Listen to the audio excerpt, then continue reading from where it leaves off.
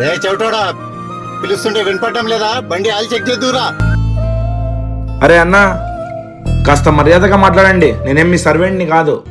మీకంత అర్జెంట్గా ఉంటే వేరే చోటికి వెళ్ళి చేపించుకోండి. మర్యాదగా మాట్లాడితే నా నుంచి కూడా మీకు మర్యాద దక్కుతుంది. లేకపోతే అస్సలు బాగుండదు చెప్తున్నా. వీడికి చాలా కొవ్వు ఎక్కువైంది. ఆగు, వీడి కథ చెప్తా. అన్నా, చేయి వేసే ముందర ఒక్కసారి ఆలోచించండి. ఒక్కసారి చేయి పడింది అనుకో, నేను కూడా తిరిగి మిమ్మల్ని కొట్టగలను. అప్పుడు మీ వాల్యూ ఎక్కడ ఉంటుందో ఒక్కసారి ఆలోచించండి. 5 minutes వెయిట్ చేయండి, నేను వచ్చి వర్క్ చేసిస్తాను.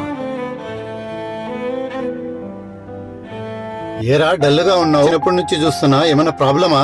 అన్నా, వేరే వాళ్ళకి 2 లక్షలు అప్పు కట్టాలి, లేదంటే వాళ్ళ ఇంటి దగ్గరికి వస్తున్నారు. ఏం చేయాలో అర్థం కావడం లేదన్నా. ప్రస్తుతానికి నా దగ్గర అన్ని డబ్బులు లేవురా. ఏమైనా అడ్జస్ట్ అయితే చెప్తా. అరే టెన్షన్ పడకండి సార్, ఆ డబ్బులు ఎంతనో నేను ఇస్తాను. మరి నిదానంగా కావాలంటే నాకు అప్పు తీర్చేస్తురు.